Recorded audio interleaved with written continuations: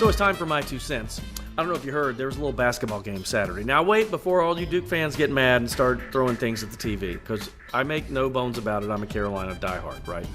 But I thought about this. What would I talk about in my 2 cents? Do I say what I should say? Do I say what I want to say? And then I said, you know what? I'm going to say what both teams' fans would say. I know, there is one thing that Carolina and Duke fans probably always agree on. It is the greatest rivalry, if not the greatest rivalry in all of sports.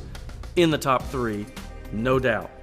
I went back and looked up some of this. Sports Illustrated called it, of course, the greatest college basketball rivalry in history, but they said it's the second greatest rivalry of all time. ESPN, in a 2000 poll, said it is the 3rd greatest in North American sports history.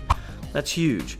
Now look at the numbers. They're 8 miles apart. We hear this all the time. But think about this. They've played each other 256 times since 1920. So a little more than 100 years. Carolina has won 141 of those. Duke won 15. Still relatively close. But it's the combined numbers when it comes to their big accomplishments that is mind-blowing. 29 of the ACC tournament championships have been Carolina or Duke. That's almost half.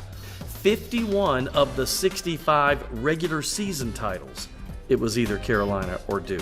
And when you add the two together, there are 36 Final Fours and 11 national titles between the two schools. I heard Coach K once say in a documentary about the rivalry, and this was incredible. He said, I looked at this, and if you take all of their big accomplishments, total wins, Final Four appearances, national titles, NCAA appearances, if you were to add the numbers from Carolina and Duke together, he said it's more than most other conferences have for all of their teams in those conferences.